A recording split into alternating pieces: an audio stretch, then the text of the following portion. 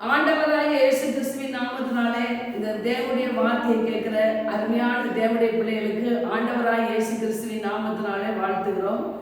இன்றைக்கு இருதயத்தின் எண்ணம் எப்படியோ அப்படியே இருக்கிறான்ற தலைப்பின் கீழே தேவனுடைய வார்த்தையை பார்க்க போகிறோம். நீதிமொழிகள் 23:7 வாசிக்கும் போது இப்படியாய் வாசிக்கிறோம். இருதயத்தின் நினைவு எப்படி இருக்கிறதோ அப்படியே அவன் இருக்கிறான். வேத வசனத்தின்படி ஆண்டவரை ஏற்றுக்கொண்ட ஒவ்வொரு தேவனுடைய பிள்ளைகளும் நம்முடைய இருதயத்தில் உள்ள எண்ணங்கள், சிந்தனை ரொம்ப முக்கியமாக இருக்குது. வேதத்தில் வாசிக்கிறோம். ரோமர் 1:21 வாசிக்கும் போது உணர்வு இல்லாத இருதயம் இருளடைந்தது. அவங்க தேவன் என்று அறிந்து என்ன செய்யல, தேவனை துதிக்காமலும் சோத்தரியாமலும் அவங்க இருதயம் என்ன செய்ய இருளடைந்தது என்று வேதத்தில் வாசிக்கிறோம். நாம் ஆண்டவரை ஏற்றுக்கொண்ட ஒவ்வொரு தேவனுடைய பிள்ளைகளும் என்ன செய்யணும், ஆண்டவரை பற்றி சிந்திக்கணும். ஆண்டவருக்காக நல்ல எண்ணங்கள், நல்ல திட்டங்கள். ஏன்னா இயேசு நமக்காக நல்ல எண்ணங்கள், நல்ல திட்டங்கள், நல்ல தீர்மானங்கள் நமக்காக அவர் உண்டு பண்ணி வைத்திருக்கிறார். அந்த காரியங்களுக்கு நாமளும் ஏற்ப என்ன செய்யணும், நல்ல எண்ணங்கள், நல்ல சிந்தனை உடையவர்களாக இருக்கணும். வேதத்தில் வாசிக்கிறோம், இருதயத்தின் நிறைவினால் வாய் பேசும். அப்போ இருதயத்தில் தேவனுடைய வார்த்தையினால நாம் நிறைந்திருந்தால் தான் வார்த்தையை விசுவாசத்தோடு நாம் பேச முடியும். நாம் நல்ல காரியங்களை பேசணும் அப்படின்னா நல்ல காரியங்களை சிந்திச்சா தான் நல்ல காரியங்களை நம்ம பேச முடியும். வேதத்தில் வாசிக்கிறோம், யோசுவா 1:8-9 வாசிக்கும் போது இந்த நியாயப்பிரமாண புஸ்தகம் உன் வாயை விட்டு பிரியாதிருப்பதாக, அதை இரவும் பகலும் நீ தியானித்து கொண்டு அப்பொழுது உன் வழியை வாய்க்கப்படுவாய் என்று வேதத்தில் வாசிக்கிறோம். ஆண்டவருடைய காரியம் என்ன செய்ய இப்படியாக இருக்கிறது. நாம் ஆண்டவருடைய பிள்ளைகள் என்ன செய்யணும், வேத வசனத்தின் அடிப்படையில் நாம் சிந்தித்து செயல்பட வேண்டும்.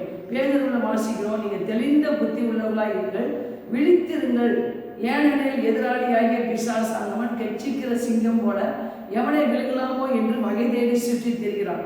அப்போ நாம் என்ன செய்வோம், தேவனுடைய பிள்ளைகள் ஒரு விழிப்புள்ள, ஒரு தெளிவுள்ள ஒரு வாழ்க்கை வாழணும்னு ஆண்டவர் விரும்புகிறார்.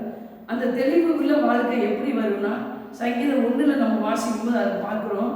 துன்மார்க்குடைய ஆலோசனை நடவாமலும், பாவியுடைய வழியில் இல்லாமலும், பரியாசக்கார உட்காரும் இடத்தில் உட்காராமலும், இந்த வேதத்தில் இரவும் பகலும் தியானமாக இருக்கிற மனுஷன் வாய்க்குவான், அவன் செய்வது எல்லாம் வாய்க்கும். அப்போ நம்ம ஏசப்பா பிள்ளைகள் என்ன செய்ய வேண்டும், மற்ற மனுஷனுடைய ஆலோசனைப்படி நம்ம வாழ நினைக்கக்கூடாது. அவங்க அம்மா என்ன சொல்கிறாங்க, அக்கா என்ன சொல்கிறாங்க, ரட்சிக்கப்படாதவங்க சொல்கிற ஆலோசனைப்படி நம்ம வாழக்கூடாது. தேவன் என்ன சொல்கிறார், என்னை பற்றி தேவன் என்ன சொல்கிறார், ஆண்டவர் சொல்கிறார், என் பிள்ளை நீதிமான், நீ விசுவாசி, நீ உயர்ந்திருக்கணும், வாழ்ந்திருக்கணும், செழித்திருக்கணும், நன்றாக இருக்கணும் அப்படின்னு ஆண்டவர் விரும்புகிறார்.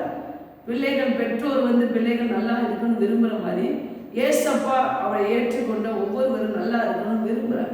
அவர் விருப்பத்துக்கு ஏற்ப நாம் என்ன செய்ய வேண்டும், இப்படிப்பட்ட காரியங்களை இரவும் பகலும் தேவனுடைய வார்த்தையில் பிரியமாக இருக்க வேண்டும். வார்த்தையை அதிகமாக நேசித்து மனப்பாடம் செய்து அந்த வார்த்தையை அடிக்கடி சமயத்துக்கு ஏற்றவாறு பேசி நாம் என்ன செய்ய நல்ல எண்ணம் உடையவர்களாய், நல்ல சிந்தை உடையவர்களாய் இருக்க வேண்டும் என்று ஆண்டுடைய வேத வசனம் சொல்லுது. யாரை குறித்து நம்ம என்ன செய்யக்கூடாது, தவறாய் சிந்திக்கக்கூடாது.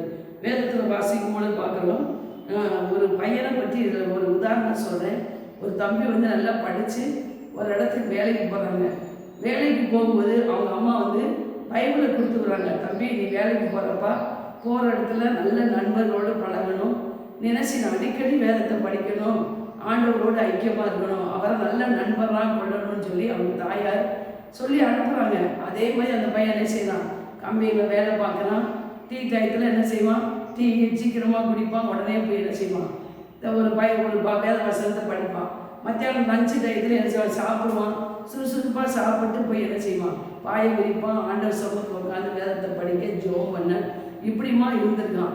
இது எல்லாரும் என்ன செஞ்சுருக்காங்க, அந்த பையனை கவனிச்சிருக்காங்க, அந்த ஓனரும் கவனிச்சிருக்காரு. அப்போ அந்த மேனேஜர் கூப்பிட்டு என்ன சொல்லியிருக்காரு, அதுமாதிரி தம்பி நீங்கள் வாங்கன்னு கூப்பிட்டுருக்காரு. போயிருக்கான். போன உடனே உங்களை பற்றி இப்படி ஒரு நல்ல ஆட்கள் சொல்கிற சாட்சி என்னென்னா, நீங்கள் யாரோடையும் ஐக்கியமாக பழக மாட்டேங்கிறீங்க அப்படின்னு சொல்லி கம்ப்ளைண்ட் பண்ணுறாங்க அப்படின்னு சொல்லும்போது, அப்போ அந்த பையன் சொல்லியிருக்கான், எங்கள் அம்மா ஏசப்பா கூட நல்ல சிநேகிதனாக இருக்கணும், நல்லா பைபிள் படிக்கணும், தேவனுடைய வார்த்தை நம்மளை வாழ வைக்கணும், நன்மை செய்யும்னு எங்கள் அம்மா எனக்கு சொல்லி கொடுத்தாங்க. அதனால் நான் ஆண்டவரை நண்பனாக கொண்டு ஆண்டவரோடு நான் என்ன செய்தேன், ஐக்கியமாக இருக்கிறேன் அப்படின்னு சொல்லியிருக்கான். அப்போ அந்த எஜமான அந்த மேனேஜர் சொல்லியிருக்காரு, தம்பி ஆண்டவரோடு இருக்கிறது நல்லது, தேவனுடைய வார்த்தையை நேசிக்கிறபடினால நான் என்ன செய்கிறேன், இந்த கம்பெனிக்கு உன்னை ஓனர் ஆக்குறேன், நீ ஆண்டவரை நண்பனாய் கொண்டு இந்த கம்பெனியை நல்லபடியாக நடத்து அப்படின்னு சொல்லியிருக்காரு. இது வந்து பாருங்க, ஒரு ஆண்டவரோடு உள்ள ஐக்கியத்தினால அவனுக்கு நல்ல ப்ரமோஷன் கிடைச்சது. மனுஷனோடு பழகக்கூடாதுன்னு சொல்லலை, வீணாக பேசக்கூடாது, துன்மார்க்க ரசிக்கப்படாத ஜனங்களோட நேரத்தை போய்க்கிற பரியாசக்கார், மற்றவங்களை பற்றி பேசுகிற குறை சொல்கிற ஜனங்களோடு நம்ம நேரம் செலுத்தக்கூடாது. நம்ம நேரங்கள் வந்து என்ன செய்யலாம், ஆண்டவரோடு நேரம் செலவழிக்கும் போது அந்த நேரத்துக்கு நன்மை பலனாய் வரும். நீதிமானுக்கு நன்மை பலனாய் வரும் என்று வேதத்தில் வாசிக்கிறோம். அருமையான தேவனுடைய பிள்ளைகளே, நம்ம வாழ்க்கையில் ஆண்டவருக்கு நம்ம முதலிடம் கொடுக்கும்போது கர்த்தர் நம்ம உயர்த்துற நல்ல எண்ணங்களோடு நல்ல சிந்தையோடு அவரோடு நம்ம ஐக்கியமாக இருக்கும்போது ஆண்டவர் நல்லவர் என்கிற அறிவை நம்மை உயர வைக்கும், வாழ வைக்கும், நம்மை விடுவிக்கும். அது மாத்திரம் ஏசாயா 40:31 வாசிக்கும்போது கர்த்தருக்கு காத்திருக்கிறவர்கள் புது பலன் அடைவார்கள். அப்போ நம்ம ஆண்டவர் சமூகத்தில் நேரம் செலவழித்து காத்திருந்து ஜோம் பண்ணும்போது வேதத்தை படிக்கும்போது நமக்கு நல்ல வசனங்கள் என்ன செய்ய இதயத்தில் பதியும், தேவனுடைய வார்த்தைகள் நம்ம பேசுவோம்.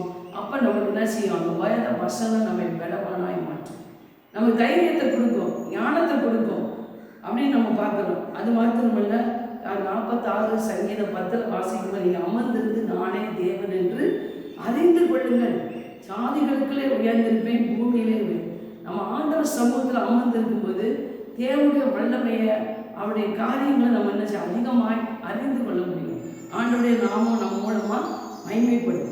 அது மாத்திரமில்ல, 105 சங்கீதத்தில் வாசிக்கும் பொழுது அவர் சொல்றாரு, உன் அக்கிரமங்கள் எல்லாம் மன்னித்து உன் நோய்கள் எல்லாம் குணமாக்கி உன் பிராணனை அழிவுக்கு விலக்கி வைத்து கிருபை நாடு நன்மை நாடு முடிச்சு விட்டி உன் வாயை திருப்தி ஆக்கி கழுகுக்கு சமானமாய் உன் வயது வாழ வயதை கூட. ஆண்டவர் சமூகத்தில் அவருடைய வார்த்தையை நம்ம அறிக்கை செய்யும்போது ஆண்டவர் செய்த நன்மையை நினைக்கணும். நம்முடைய பாவத்தை அக்கிரமத்தை சாபங்களை ஆண்டவர் எல்லாம் மன்னிச்சுட்டு இன்னைக்கு நமக்கு என்ன செய்யறது, புதிய வாழ்வு புதிய கிருபைகளை தருகிறார்.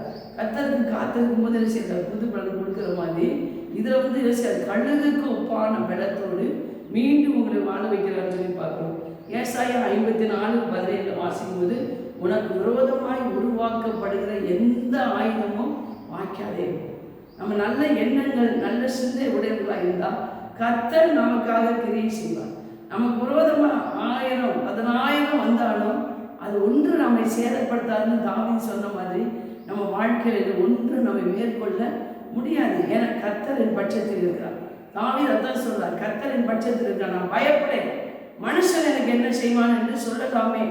அப்போ ஆண்டவர் நமக்கு விரோதமாக யார் என்ன செய்யாலும் அது படிக்காது. தேவன் நம்மோடு இருக்கிறார், நமக்குள் இருக்கிறார்.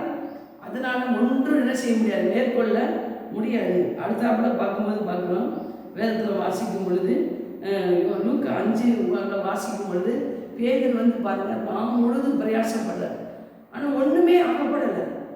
ஆனால் காலையில் அப்படி சோர்வாக வந்து இருக்கும்போது ஆண்டவர் வந்து உன் படகை தான் கேட்டு வாங்கி அந்த படகில் நின்று பேசுகிறார். ஜனங்கள் எல்லாரும் கேட்குறாங்க. திரும்ப என்ன செய்கிறாரு, நீ இந்த பகலில் ஆழத்தில் ஓடுன்னு சொல்கிறார். பேதர் வந்து என்ன சொல்ல, ஆண்டவரே நான் முழுதும் பிரயாசப்பட்டு ஒன்றும் எனக்கு. அப்போ தேவனுடைய வார்த்தையின்படி அவன் போட்டான். 2 படகு அமிடத்தக்க மீன்கள் கிடைச்சதுன்னு வேதத்தில் வாசிக்கிறோம். வார்த்தைக்கு என்ன செஞ்சான், செவி கொடுத்தான். அதுபோல் ஆண்டுடைய வார்த்தையின்படி நாம் செயல்படும் பொழுது நம்ம தொழில், வேலை, பிள்ளைகள் படிப்பு காரியம், எதிர்காலம், நம்ம பிள்ளைகள், பேர பிள்ளைகள் எல்லா நன்மைக்கும் ஆசீர்வாதத்துக்கும் தேவனுடைய வார்த்தை, நல்ல சிந்தனைகள். என் பிள்ளைகள் கர்த்தரால் போதிக்கப்பட்டு என் பேர பிள்ளைகள் ஆசீர்வாதமாக இருப்பார்கள், நன்றாக இருப்பார்கள். இது தேவனுடைய சத்தியம். அதை நாம் விசுவாசிக்க வேண்டும். என்ன வேண்டும், தவறான நெகட்டிவான காரியங்களை சிந்திக்கக்கூடாது, எதிர்மறையான காரியங்களை நம்ம சிந்திக்கக்கூடாது, நன்மையான காரியங்களை எண்ண வேண்டும். ஏன்னா உணர்வுள்ள இதயத்தோடு வாழணும், உணர்வு இல்லாமல் வாழக்கூடாது. இது தீ, இது தண்ணீர் என்று நமக்கு தெரியும், இது கத்தி, இது அருவாள்னு தெரிஞ்சால் அதை ஞானமாக பயன்படுத்தும். அதுபோல் நம்ம ஆண்டோடைய பிள்ளைகள் என்ன செய்யணும், மற்றவங்க மாதிரி ஆலோசனைப்படி துன்மார்க்க ரட்சிக்கப்படாதவங்க வாழ்கிற மாதிரி நம்ம வாழக்கூடாது. நம்ம ஆண்டவரோடு நேரம் செலவழிக்கணும், ஆண்டவரோடு பழகணும். ஆண்டவரோடு நம்ம ஐக்கியமாக இருக்கும் பொழுது அந்த என்ன செய்யணும், நம்முடைய செய்கிற தொழில் வேலைகளில் அந்த ஒரு பிளஸ்ஸிங் இருக்கும். அவருக்கு முதலிடம் கொடுக்கணும், அவரை ஒரு நண்பனாக ஏற்றுக்கொள்ளணும், அவரை ஒரு பார்ட்னராக வச்சுக்கணும். அவரை நமக்கு கனப்படுத்தும் போது நம்ம செய்கிற வேலை தொழிலில் பலன் கிடைக்கும், நிறைவான பலனை தேவன் கொடுப்பார். அடுத்தாப்புல வாசிக்கிறோம் நீதிமொழிகள் 13:21-22 வாசிக்கும் போது, நீதிமானுக்கு நன்மை பலனாய் வரும். நீதிமானுக்கு என்ன செய்ய நன்மை பலனாய் வரும், பாவியுடைய ஆஸ்தி நீதிமானுக்காக சேர்த்து வைக்கப்படும். அப்போ நம்ம நீதிமானா இயேசுவின் பிள்ளையா ஆண்டவருடைய வார்த்தைக்கு மரியாதை கொடுத்து நம்ம வாழ்ந்தோம்னா நிச்சயமா நன்மையான காரியங்கள் கிடைக்கும். யாரும் தடுக்கவே முடியாது. தேவன் செய்ய நினைத்ததை மனுஷனோ சாத்தானோ தடுக்க முடியாது. யோபு சொல்றார், தேவரே நீ சகலத்தையும் செய்ய வல்லவர், நீ செய்ய நினைத்தது ஒன்றும் தடைபடாது. அதுபோல நம்ம வாழ்க்கையில தேவன் நமக்கு நன்மை பலனாய் வரும். கர்த்தர் நல்ல எண்ணங்கள், நல்ல சிந்தனைகள், நல்ல வழிவாசலை நமக்கு திறக்கும். ஆண்டவருடைய நாமம் நம் மூலமா மகிமைப்படும். பாவிகள் சேர்த்து வைக்கிற ஆசைகள் தேவனுடைய பிள்ளைகளுக்காக வந்து சேரும். அதை விசுவாசிக்கணும், நம்பணும், அறிக்கை செய்யணும். எதுக்காக? தேவனுடைய ராஜ்யத்துக்காக. அப்படி ஐஸ்வர்யத்தின்படி என் குறைவெல்லாம் நிறைவாக்குவார். என்னை ஐஸ்வர்யமான ஆக்க முடியும், அவர் தருத்தரான. இந்த வார்த்தை என்ன செய்யணும்? அடிக்கடி நம்ம பேசணும், அடிக்கடி யோசிக்கணும்.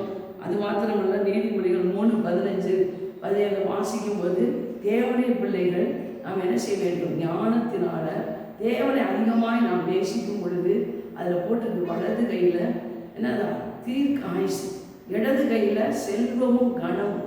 அருமையான தேவனை இப்படி இந்த நல்ல எண்ணங்கள், நான் இயேசுவை சேவிக்கிறேன், எனக்கு தீர்க்க ஆயுசை தருவார், நான் ஆண்டுடைய பிள்ளையாக இருக்கிறேன், இடது வலது கையில் என்ன செய்கிறது? இடது கையில் செல்வமும் கனமும் இருக்கிறது, தேவன் எனக்கு கொடுப்பார். அதில் வழிகள்லாம் என்னதான்? இனிதான வழிகள், சமாதானம்.